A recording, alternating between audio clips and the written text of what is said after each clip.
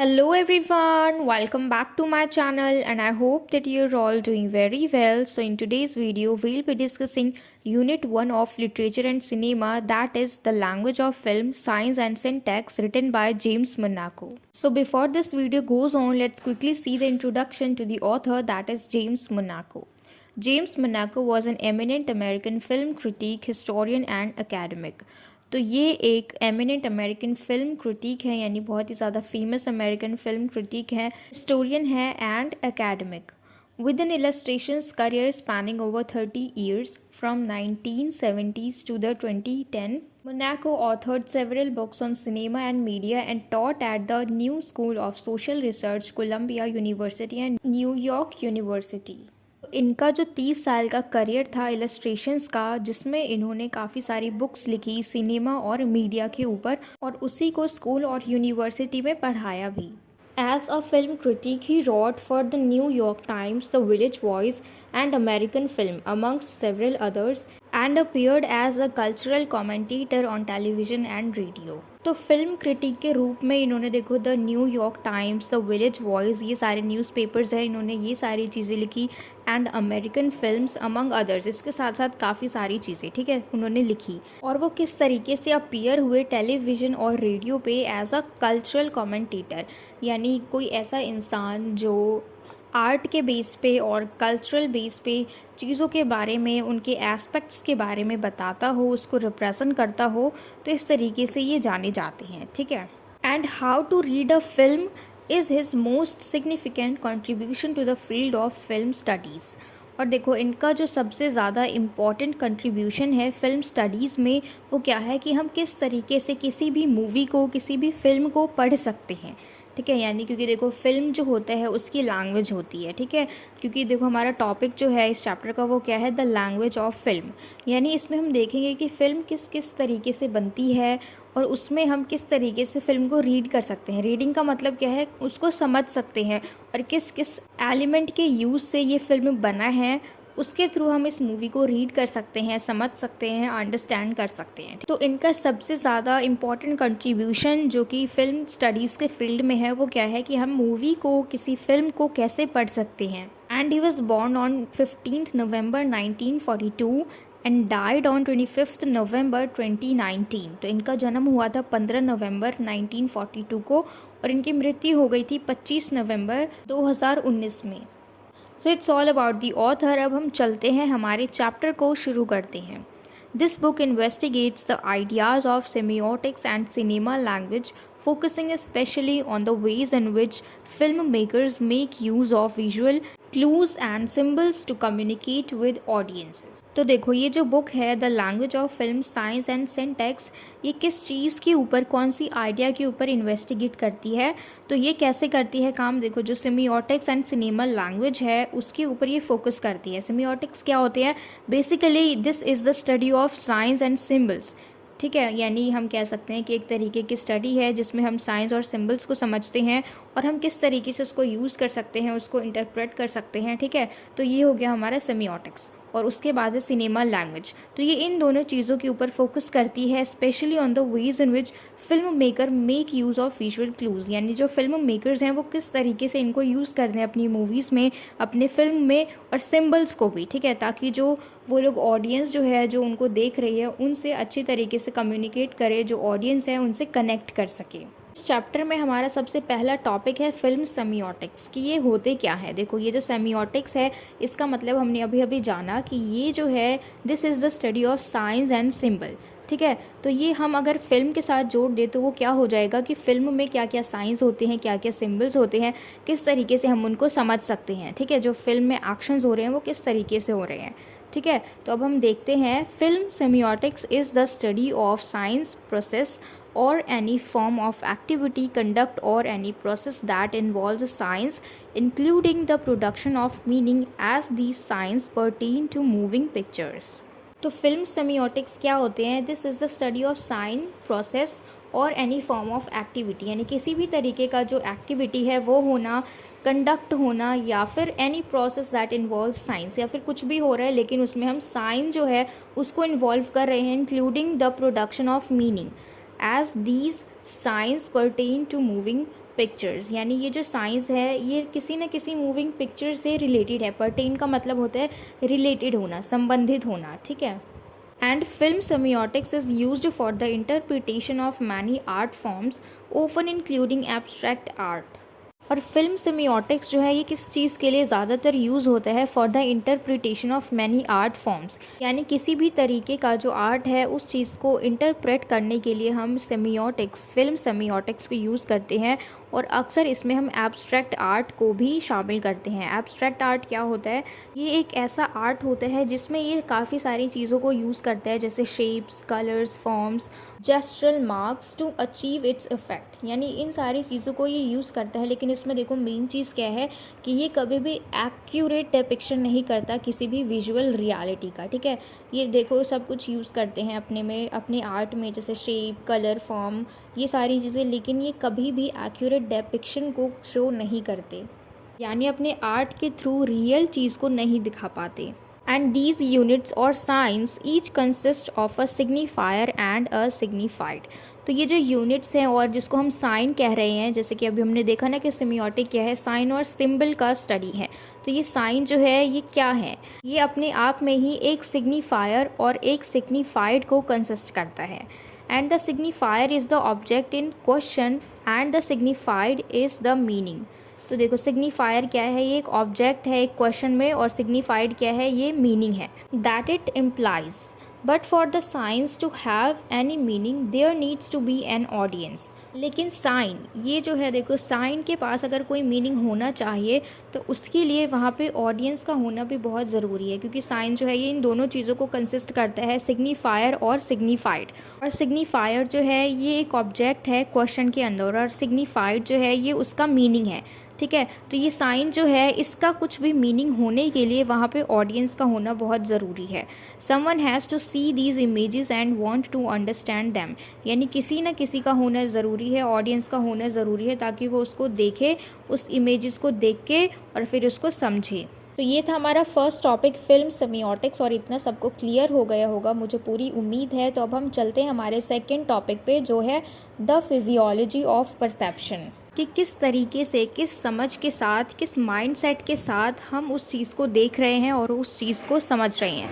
यानी जो चीज़ हमें दिखाई जा रही है उस फिल्म में, हम उसको कैसे समझ रहे हैं, कैसे देख रहे हैं। This sense of perceived familiarity and normalcy allows the viewer to sympathise with and engross themselves in the narrative, यानी जो चीज़ हमें दिखाई जा रही है पर्दे पे, जो चीज़ हम मूवी में देख रहे हैं, फिल्म में देख रहे हैं, उस चीज़ के साथ हम एंगेज हों, यानी उस चीज़ को हम खुद से रिलेट करें, अपने आप को उस जगह पे रखें, हम उस चीज़ को खुद में फील करें, जो हमारे अंदर जो सेंस है सिंपैथी की वो जागे, ठीक है। And a sensation which the director can manipulate to create twists in the plot, a jarring of the viewer from their connection to reality to engage the viewer the story. यानी जो film का director है वो audience को manipulate करने के लिए क्या करते हैं, ट्विस्ट डाल देते हैं अपनी कहानी में, यानी मोड़ लेके आ जाते हैं। अगर कोई नया एपिसोड होता है तो उस चीज़ को वो और आगे बढ़ाने के लिए, यानी अभी तक सब कुछ नॉर्मल चल रहा है, ठीक है, इस एपिसोड में, लेकिन उस चीज़ को ताकि लोग देखें, बोर ना हो, लोगों के दिमाग में आए कि अरे अब आगे क्या होने वाला है, अब आगे क्या होगा, तो इस तरीके से ये लोग ट्विस्ट डाल देते हैं नया नया, ठीक है, ताकि जो ऑडियंस है जो इसको देख रही है, और अगर वो लोग बोर होते हैं इसको देख के, तो वो एक ट्विस्ट डाल देते हैं, ट्विस्ट डाल के लोगों को मैनिपुलेट कर देते हैं ताकि वो अब इस चीज़ को देखें और उनके कंटेंट के साथ वो एंगेज हों। और किस तरीके से वो लोग कहानी में ट्विस्ट डालते हैं ताकि लोग जो हैं अपनी रियलिटी के साथ उसको कनेक्ट कर सके। फिर अगर वो कहानी जो है उनकी ज़िंदगी से मैच होती है थोड़ी भी, तो वो लोग उस चीज़ के साथ, उस कंटेंट के साथ, उस कहानी के साथ, उस फिल्म के साथ वो लोग एंगेज होते हैं, यानी उसको देखना ज़्यादा पसंद करते हैं, क्योंकि उन्हें लगता है कि अरे ये तो मेरी ही कहानी है, तो इसकी कहानी में अब आगे क्या होगा, ठीक है। तो ये जो रीज़न है इसकी वजह से लोग जो है, ऑडियंस जो है, वो उस फिल्म के साथ, उस सीरीज़ के साथ, जो भी चीज़ वो देखते हैं उसके साथ वो अपने आप को कनेक्ट कर पाते हैं। And film perception refers to the sensory and cognitive processes employed when viewing scenes, events and narratives presented in the edited। देखो ये जो फिल्म परसेप्शन है it refers to sensory and cognitive process. Sensory का मतलब है जो हमारे physical senses है ये, और कॉग्निटिव का क्या मतलब होता है, ये जो है हमारे मेंटल प्रोसेस से रिलेटेड होता है। इसमें काफ़ी सारी चीज़ें इन्वॉल्व होती हैं, जैसे चीज़ों को जानना, उसको सीखना, उसको समझना, ठीक है, ये सारी चीज़ें होती हैं। यानी फिज़िकली भी हम उससे कनेक्ट कर रहे हैं और मेंटली भी हम उस चीज़ से कनेक्ट कर रहे हैं, और फिर जो भी हम देख रहे हैं उसको हम समझ पा रहे हैं, किस तरीके से समझ रहे हैं, उसको हम कैसे परसीव कर रहे हैं। जो भी चीज़ प्रेजेंट की गई है हमारे सामने इन दी एडिटेड मूविंग इमेजेस, ठीक है, मतलब जो भी इमेजेस हैं जो मूव कर रही हैं हमारे सामने, हमको दिखाई जा रही हैं, चाहे वो सीन्स हो, इवेंट्स हो और नैरेटिव्स हो, तो उसको हम किस तरीके से व्यू करते हैं, उसको हम किस तरीके से देखते हैं, ठीक है, तो इसको हम क्या कहते हैं, फिल्म परसेप्शन। तो ये था हमारा दूसरा टॉपिक और मुझे पूरी उम्मीद है कि आपको ये भी क्लियर हो गया हो। अब हम चलते हैं थर्ड टॉपिक पे जो है फिल्म एज लैंग्वेज, ठीक है, यानी फिल्म जो है ये एक तरीके से हम कह सकते हैं कि ये एक भाषा है, और उस भाषा को हम कैसे सीखते हैं, फिर सीखने के बाद कैसे उसको यूज़ करते हैं, फिर जो सामने वाला बोलता है उसी भाषा में हम उसको कैसे समझते हैं, ठीक है। तो नॉर्मल अगर कोई लैंग्वेज है तो उसे हमें सीखने में, समझने में, बोलने में बहुत ईजी होता है, लेकिन यहाँ पे लैंग्वेज के साथ एक और वर्ड है फिल्म। फिल्म एज लैंग्वेज, यानी ये जो मूवी है, ये जो फिल्म है, इसको हम एक भाषा के रूप में कैसे समझेंगे।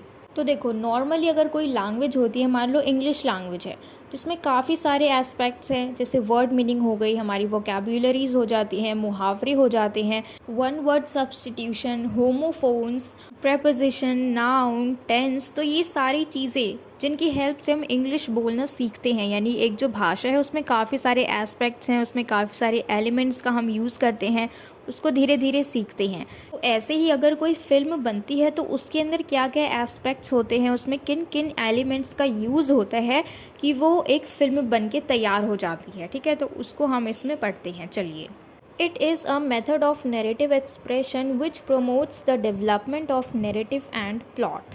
तो देखो ये क्या है, फिल्म एज लैंग्वेज क्या है कि it is a method of narrative expression, कि ये एक तरीके का कहानी जो है उसका एक्सप्रेशन होता है जो कि डेवलपमेंट को प्रमोट करता है, यानी जो नैरेटिव है उसका जो प्लॉट है उसके डेवलपमेंट को प्रमोट करता है, ठीक है। And film languages are very important methods in film making, when used properly they make a film successful. तो देखो ये जो फिल्म लैंग्वेजेस है ये बहुत ही ज़्यादा इंपॉर्टेंट मेथड्स होते हैं फिल्म मेकिंग में, यानी फ़िल्म को बनाने में, और जब इसको प्रॉपरली यूज़ किया जाता है, यानी एक्यूरेट वे में जब इसको यूज़ किया जाता है, तो ये मूवी जो है बिल्कुल सक्सेसफुल होती है, ठीक है, ये फ़िल्म बिल्कुल सक्सेसफुल होती है। और जब भी हम किसी भी फिल्म को बनाते हैं तो उसमें जो 5 एलिमेंट्स हैं मोस्ट इम्पॉर्टेंट वो ज़रूर होते हैं। कौन कौन से? सबसे पहला है नैरेटिव, फिर है सिनेमाटोग्राफी, थर्ड है साउंड, फिर है mise en scene and editing, ठीक है। तो ये 5 हैं जो कि हमेशा ही किसी भी फिल्म के बनते वक्त ये 5 एलिमेंट यूज़ होते हैं। तो अब हम आगे चलते हैं हमारे फोर्थ टॉपिक पे, जो कि है डिनोटेटिव एंड कोनोटेटिव मीनिंग। तो इसमें देखो बहुत ही ईजी है ये, ठीक है, इसको बहुत ज़्यादा हम कॉम्प्लिकेटेड नहीं करेंगे। सबसे पहले डिनोटेटिव का मतलब समझ लेते हैं, ठीक है। डिनोटेटिव का क्या मतलब होता है? It refers to the literal और dictionary definition of a word, यानी इसका क्या मतलब है कि ये किसी भी वर्ड का जो डिक्शनरी डेफिनेशन होता है, यानी जो किताबी रूप से हमें पढ़ाया जाता है कि इसका सिर्फ यही मतलब है, ठीक है, तो उसको हम वही पढ़ते हैं। मतलब अब देखो हम एग्जाम्पल के थ्रू समझते हैं। For example we have a dog. अगर हम सर्च करें कि डॉग क्या है तो हम समझेंगे, हम देखेंगे कि ये 4 लेग्ड एनिमल होता है, ठीक है, कि ये एक जानवर होता है जिसके 4 पैर होते हैं। तो ये तो हमने पढ़ लिया डिक्शनरी के अकॉर्डिंग कि डॉग क्या होता है। और कोनोटेटिव मीनिंग में अगर हम इसकी बात करें, it refers to the emotional और cultural association that a word carries. और कोनोटेटिव में क्या होता है कि कोई भी वर्ड जो है उसको हम इमोशनली एसोसिएट कर देते हैं, कल्चरली एसोसिएट कर देते हैं। एग्जाम्पल हमने लिया था डॉग, ठीक है। तो डिनोटेटिव में हमने देखा कि डॉग जो है, ये जो हम पढ़ते हैं बुक में, उसके अकॉर्डिंग डॉग की क्या डेफिनेशन है कि it's an animal, with 4 legs. लेकिन अगर हम बात करें कोनोटेटिव मीनिंग में, तो डॉग एक लॉयल एनिमल होता है। अगर हम उसको इमोशनली समझने की कोशिश करें, उसको अगर हम कल्चरली इमोशनली एसोसिएट करें एक डॉग को, तो उसको हम क्यों अच्छा मानते हैं? क्योंकि जो एक डॉग है वो ऑनेस्ट होता है, लॉयल होता है, ठीक है। और दूसरा एग्जाम्पल हम लेते हैं होम।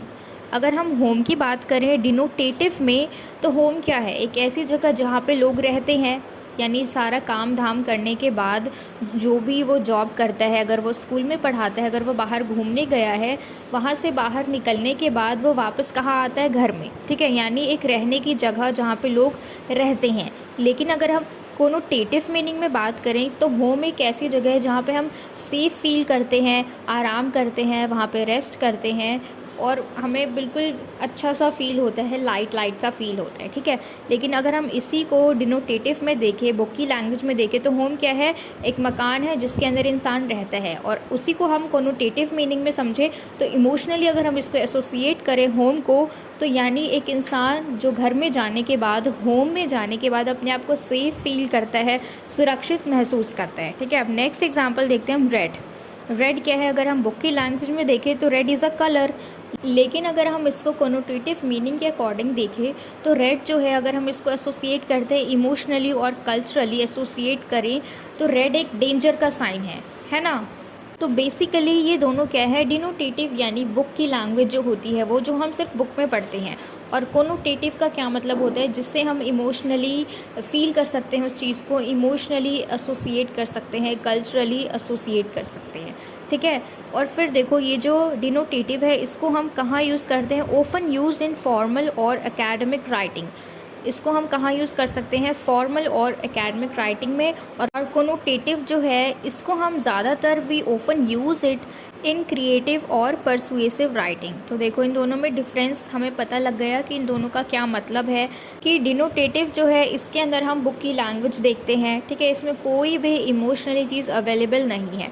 और कोनोटेटिव में अगर हम बात करें, तो इसको हम सारी चीज़ों को किस चीज़ से एसोसिएट कर देते हैं? इमोशन से और कल्चरल से। और ये बिल्कुल ही अपोजिट है, ठीक है। इन दोनों में बहुत ज़्यादा फ़र्क है कि कोई भी चीज़ बुक में अलग है और रियल में अलग है। तो अब हम चलते हैं हमारे लास्ट टॉपिक पे, जो कि है सिंटैक्स। अब ये सिंटैक्स क्या होता है? This is the arrangement of words and phrases to create well formed sentences in a language. तो ये क्या है? एक अरेंजमेंट है ऑफ वर्ड्स एंड फ्रेजेस, ठीक है, कि किस तरीके से कहाँ पे हम वर्ड को लगाएंगे, कहाँ पे फ्रेजेस को लगाएंगे और किस लिए लगाएंगे, ताकि हम एक वेल फॉर्म्ड सेंटेंस को एक लैंग्वेज में क्रिएट कर सके, ठीक है। यानी हम ऐसे तरीके से इन सारे वर्ड्स को लगाएंगे, इन सारे फ्रेजेस को लगाएंगे, ताकि हम एक अच्छे से सेंटेंस के थ्रू एक लैंग्वेज को क्रिएट कर सके, ठीक है। And the structure of statement in a computer language. ये सिंटेक्स क्या है? काफ़ी सारे स्टेटमेंट्स का एक स्ट्रक्चर है जो कि कंप्यूटर लैंग्वेज में है। इसी के अंदर हमारे दो छोटे छोटे पॉइंट आते हैं, माइज एंड सीन, और इसको हम मीज ऑन सीन भी कहते हैं, ठीक है। दो हैं इसके प्रोनाउंसिएशन, पहला तो है माइज एंड सीन और दूसरा है मीज ऑन सीन, ठीक है। अब ये क्या चीज़ है? The arrangement of scenery, props etcetera on the stage of theatrical production और on the set of film. तो ये क्या है? एक अरेंजमेंट है सीनरी का, प्रॉप्स का, कहाँ पे? Set of film. यानी आसान भाषा में अगर हम कहें, तो जो फिल्म की सेटिंग रखी जाती है, वहाँ पे जो भी सीनरी वो लोग अरेंज करते हैं ना, कि इस तरफ पहाड़ होगा, यहाँ से नदी बहेगी, फिर इधर हम कुछ पेड़ लगा देंगे, तो जो भी ये लोग सेट करते हैं सीनरी वगैरह अपने सेट पे, फिल्म के सेट पे, तो उसको हम क्या कहते हैं? माइज एंड सीन और मीज ऑन सीन। नेक्स्ट है हमारा मॉन्टेज। अब ये मॉन्टेज क्या होता है? A film sequence made up of many short scenes edited together. यानी फिल्म सीक्वेंस का क्या मतलब है? इसमें ये लोग छोटे छोटे शॉट्स लेते हैं, जो भी सीन्स है उसकी छोटी छोटी शूटिंग करते हैं, छोटे छोटे शॉट्स लेते हैं और बाद में उसको सीक्वेंस से एडिट कर देते हैं साथ में, और इसको कहा जाता है मॉन्टेज। तो इस वीडियो में हमने हर चीज़ को अच्छे से डिस्कस किया। Introduction to the author, film semiotics, science, the physiology of perception and film as language, denotative and connotative meanings. फिर हमने डिस्कस किया सिंटैक्स और इसके दो पॉइंट लास्ट के, mise and scene and montage. तो हमने इन सारे टॉपिक्स को बहुत ही इजी लैंग्वेज में समझा, आसान भाषा में समझा, और मुझे पूरी उम्मीद है कि आपको ये सब कुछ क्लियर हो गया हो, ये पूरा चैप्टर अच्छे से समझ में आ गया हो. And if so then please let me know in the comment box if you like this video, and share it with your friends as well so that they can get help from it. And don't forget to subscribe my channel. Until we meet in the next video, keep learning.